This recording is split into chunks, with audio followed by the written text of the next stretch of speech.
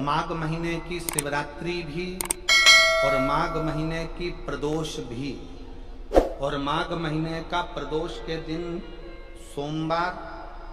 सोमवार भी 27 तारीख को पड़ रहा है, प्रदोष भी 27 तारीख को पड़ रही है, और महीने की शिवरात्रि भी 27 तारीख को पड़ रही है। तीनों का समागम, तीन संजोग, सोमवार 27 तारीख का ही प्रदोष और 27 तारीख को ही महीने की मासिक शिवरात्रि, तीनों का संजोग बन गया। हमने आशीष से कहा दुनिया के लोग कुंभ में त्रिवेणी के घाट पर जा रहे हैं, पर मेरे भोले बाबा ने यहां त्रिवेणी इकट्ठी कर दिया। मेरे एक निवेदन सभी श्रोता बहन भाइयों से, कथा आस्था चैनल पर जो सुन रहे हैं, फेसबुक यूट्यूब पर जो सुन रहे हैं, और पंडाल में बैठकर जो सुन रहे हैं, जिस दिन दिल से हारो ना,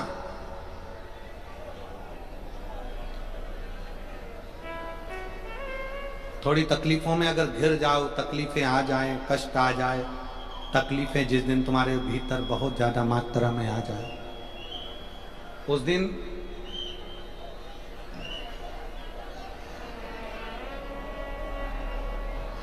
तीन बेलपत्र,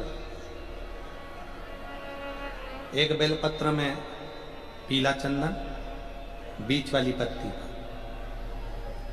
जिस दिन तुम्हें लगे कि मैं बहुत दुखी चल रही हूं और मेरा काम हो ही नहीं रहा, बहुत तकलीफ की जिंदगी चल रही है, कोई हाथ पकड़ने वाला नहीं है, कोई संभालने वाला नहीं है, और बहुत तकलीफ हो गई, बहुत तकलीफ। उस समय पर एक बेलपत्री के बीच वाली पत्ती पर पीला चंदन, दूसरी पत्ती पर लाल चंदन, और तीसरी पत्ती पर 11 चावल गीले, पानी में उसको थोड़ा सा भिगो लें या धो लें, 11 चावल गीले शिव जी की उस पत्ती पर रखिए। सबसे पहला पीला चंदन का बेलपत्र, दूसरे नंबर पर लाल चंदन का बेलपत्र, तीसरे नंबर पर जो 11 चावल आपने धोकर रखे हैं वो हाथ की हथेली में रखना है, और हाथ की हथेली में रखकर अपनी कामना कर कर भगवान शंकर से विनय कर कर पंचाक्षर मंत्र नमः शिवाय या षडाक्षर मंत्र ओम नमः शिवाय या श्री शिवाय नमस्तुभ्यम बोलकर उस बेलपत्र पर सीधे हाथ में रखकर उल्टे हाथ का स्पर्श कर कर बाबा से अपने मन के भाव कहकर शंकर के शिवलिंग पर उसे समर्पित कर दीजिए। एक ही लोटा जल, जहां से जल बहता है अशोक सुंदरी वाली जगह, एक ही लोटा जल जहां से जल बहता है उस जल बहने वाली जगह पर 3 बार उस जल को अपनी कामना कर कर श्री शिवाय नमस्तुभ्यम या पंचाक्षर मंत्र या षडाक्षर मंत्र बोलकर 3 बार उस स्थान पर गिरा दीजिए। गिराने के बाद में बाबा से विनय कर कर अक्षत वाली जो बेलपत्र है, एक बेलपत्र और एक अक्षत उसमें से अपने लिए लेकर आ जाओ, उसको 2 महीना 3 महीना अपने घर में रखिए।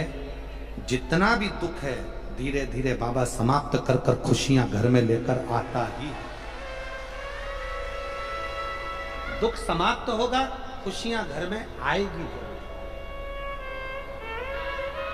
ये आज जो शंकर के शिवलिंग की आराधना करेगा, पूजन करेगा, उसके घर में 2 देवियां सदा सदा विराजमान रहेंगी। पहली सरस्वती, दूसरे नंबर पर लक्ष्मी, उनके घर में सदा सरस्वती और लक्ष्मी।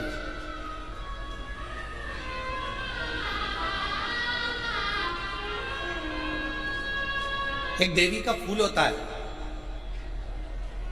शायद मुझे उम्मीद है कि आप सब जानते होंगे।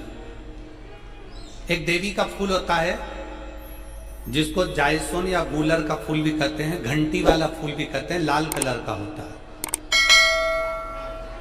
काय का बोलते इधर?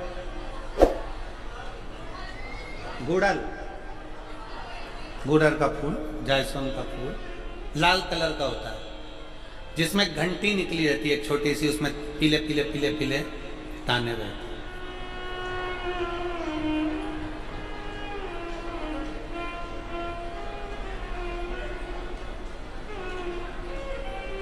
अगर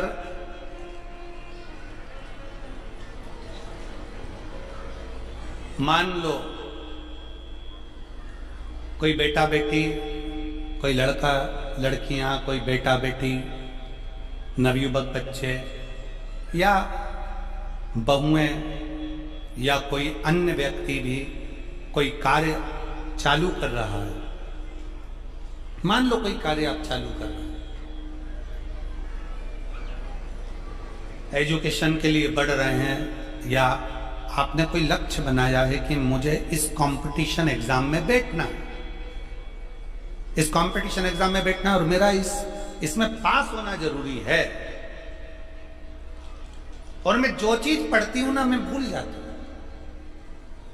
मैं अध्ययन करता हूं और भूल जाता हूं।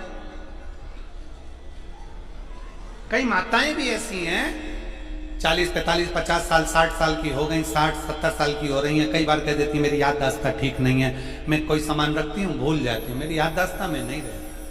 कोई भाई भाई लोग कह देते हैं मेरी याददाश्त में नहीं रहता, भूल जाता हूँ। कोई कहकर गया मुझसे बात कर लेना और मैं भूल गया कि मेरे को उससे बात करना था। कई बार मुझे मनी मंजिल तक पहुंचना। तो शिव महापुराण की कथा कहती है आप अपने परिश्रम को 4 गुना बढ़ाओ, मेहनत 4 गुना करो, पढ़ाई 4 गुना करो, अध्ययन 4 गुना करो, दिन रात एक कर दो।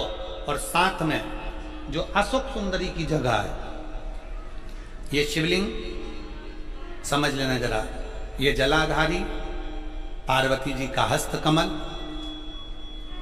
ये शिवलिंग, ये जलाधारी, और यहां से जल बहता है। राइट में गणेश जी, लेफ्ट में कार्तिकेय जी, और बीच में जम के बोलो जरा अशोक सुंदरी। ये बीच की जगह जो घंटी वाला फूल होता है, जिसको आप लोग जायसवान बोलें कि आपके क्षेत्र में गुलर बोलें, देवी जी को चढ़ता है। देवी जी का अति प्रिय पुष्प है, माता रानी का वो लाल पुष्प अति प्रिय। उसी पुष्प को ये बेलपत्र की जो डंडी होती है, बेलपत्र की जो डंडी का भाग होता है, उस घंटी का भाग उसी डंडी की ओर होना चाहिए।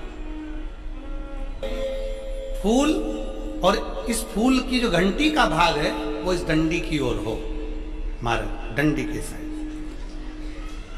अपनी कामना कर कर, अपना नाम और गोत्र का स्मरण कर कर, शिव जी से अपने मन का भाव बोलकर इस फूल को और इस बेलपत्र को 12 महीने शिवरात्रि पड़ती है।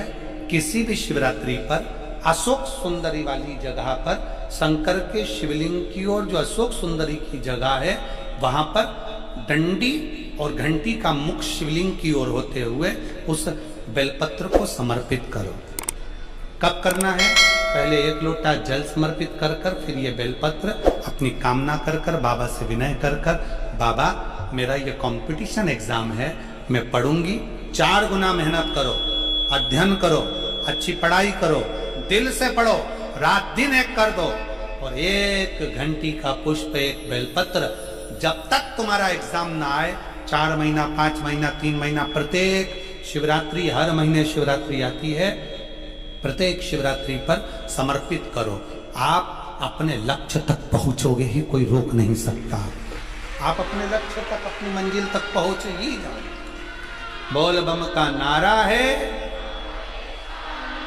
बेटा बेटियों का विवाह नहीं होता, उन बेटा बेटियों के लिए मान लो अगर कोई ग्रह ऐसे हो गए कि भाई संबंध टूट गया, और संबंध टूटने के बाद तलाक हो गया, होने के बाद दूसरा विवाह ही नहीं हो रहा, संबंध टूटने के बाद मंगल विवाह दूसरा हो ही नहीं रहा,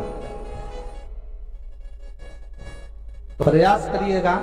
माँ जगतजननी जगदम्बा का हाथ इस तरह से रहता है, आपने दर्शन करेंगे पार्वती मैया के शिव मंदिर में, तो पार्वती जी का हस्त कमल शंकर जी की साक्षी में हमेशा बंधा हुआ रहता है। शिव के साक्षी महाराज प्रदोष काल में, प्रदोष के दिन, कभी भी किसी भी प्रदोष के दिन, वैसे तो मूल है इसमें सोम प्रदोष का वर्णन, सोमवार की जो प्रदोष पड़े उसका मूलता माना गया है, पर आप प्रयास करना कि किसी भी प्रदोष के दिन जिसका तलाक हो चुका हो, जिसका संबंध खराब हो चुका हो, संबंध हो ही नहीं रहा हो वापिस से, सोम प्रदोष के दिन जहां मां जगतजननी का हस्त कमल बंधा रहता है और शंकर भगवान का शिवलिंग है। आप लोगों ने कथा सुनी होगी कि सबसे पहली यज्ञोपवीत संस्कार, सबसे पहला यज्ञोपवीत संस्कार किसका हुआ था और किसने किया? महाराज सबसे पहला यज्ञोपवीत माता ललिता देवी ने भगवान शंकर को यज्ञोपवीत धारण करवाया था।